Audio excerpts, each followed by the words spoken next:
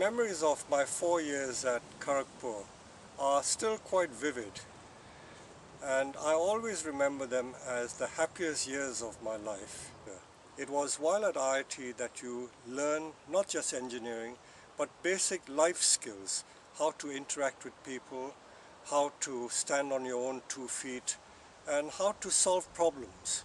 And this is what the IIT experience is all about. It's not just learning engineering.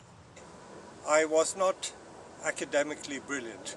I spent most of my time doing these other things like these inter-hall competitions in debating and quizzes, and the Anglo-Indian girls were chasing me like mad because I was the hero. So I spent all my days cycling and dancing and doing quizzes, and did just a bit of studies to pass the exam.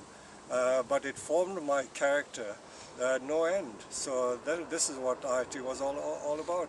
I left India in a very sad situation because in 1962-3 there was the India-China border war, and as a result of that, people of Chinese ethnicity were treated very badly, as some of you may know. After I graduated in '62 and went to apply for jobs, many of these firms, even the British firms, didn't want to employ someone with a Chinese face for obvious reasons. So it was for that reason that I left India and decided to go abroad. When I went to Hong Kong for a couple of months, because that is where my mother came from, I found it very hard to get on in Hong Kong because I didn't speak Chinese fluently. I knew Hindi better than I knew Chinese. And of course, being uncomfortable there, I decided to go on to the UK. So I have always regarded myself as an Indian, and of course an Indian at heart, and I have an Indian heart but a Chinese face. I thought when I arrived at the UK things would be different, but I soon discovered, to my utter horror and shock, that the IIT degree, which you thought was the bee's knees, was not worth anything. I went to the Institution of Electrical Engineers in 1963 and asked them, can I be enrolled as an engineer? They said no, that we don't recognize your degree. And in fact, I discovered that the IIT degree in those days was only regarded as a matriculation, like an A level. And to put it bluntly, they thought it was like Calcutta University failed. So that was a rude awakening. So I had to start from the very bottom. They said I had to do all my exams again, which I was not prepared to do. So I went and applied to the electricity supply industry for a job, and I had to start from the lowest level. But I soon proved that I was able to do the job.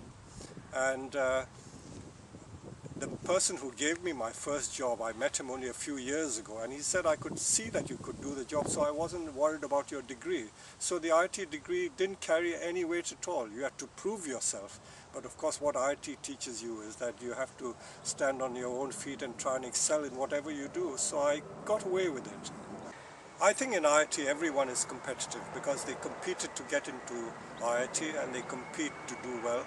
So being competitive is important. So you always remain competitive throughout your life. When I joined the civil service, I was of course sent to the energy department because I had a background in electricity. And in the energy department, I was looking after North Sea oil, nuclear, coal, gas. I did the lot, and I ended up doing the energy policy posting as an energy policy advisor.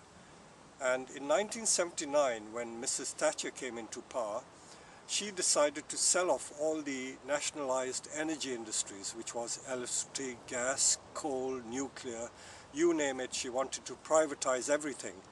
And because I was writing speeches on energy policies, I ended up writing quite a few of her privatization speeches for selling off all these nationalized energy industries.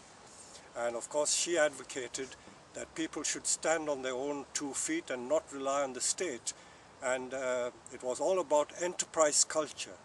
And while writing speeches about enterprise culture, some of the government ministers that I worked with said to me, why are you pushing paper around the department when you could be starting your own business? because one or two of them knew that I was very good at bonsai. Bonsai was a hobby and I had already excelled in bonsai in that field. So I thought to myself, why not give it a go? You know, I can turn my hobby into a business. And that's how I got the idea of starting my own business. And that was back in 1985. I was never sad to leave the service, a civil service, because I was not very happy there for a number of reasons. First of all, the civil service, like any civil service organization, it is very bureaucratic. The Babu culture.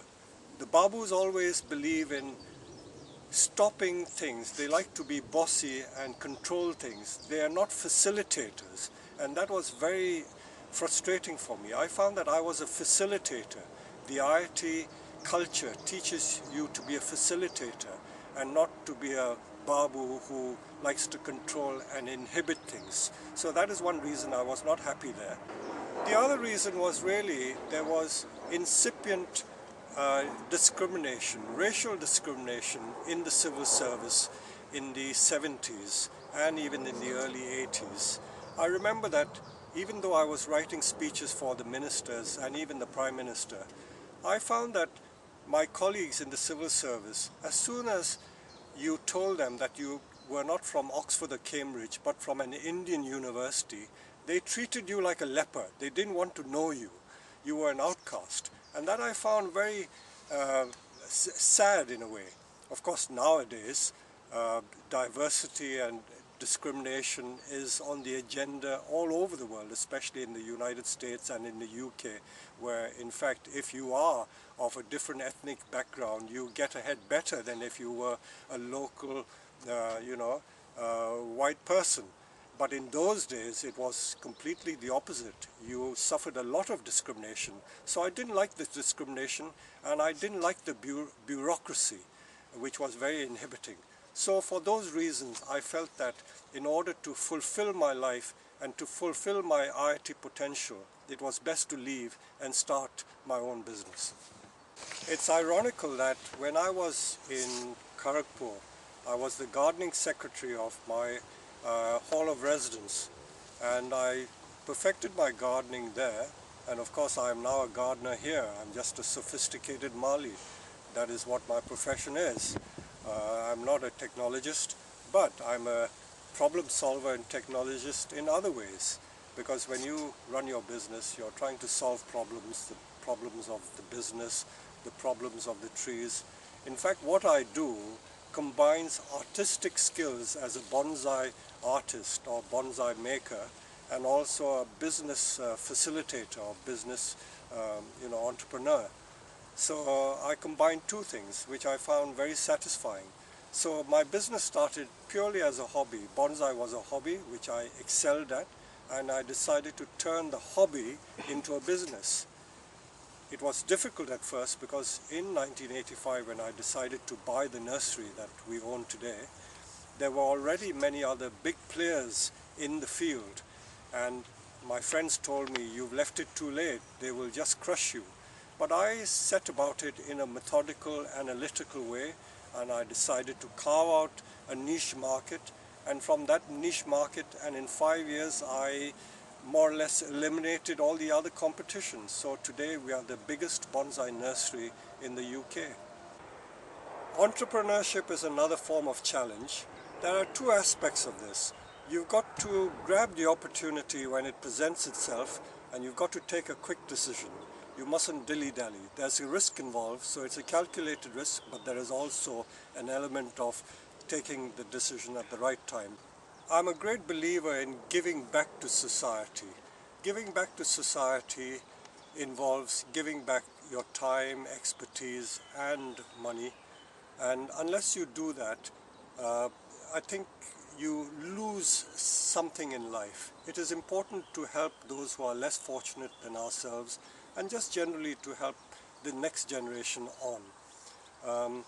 It is very similar to, in my field of work, horticulture and gardening, where we have to put something back into the soil. Unless you put manure back into the soil, you do not get good crops. So if you do not plow back into society, the next generation will be the poorer for it. So giving back to society is in a way like farming, where you give back so that you get better yields and return.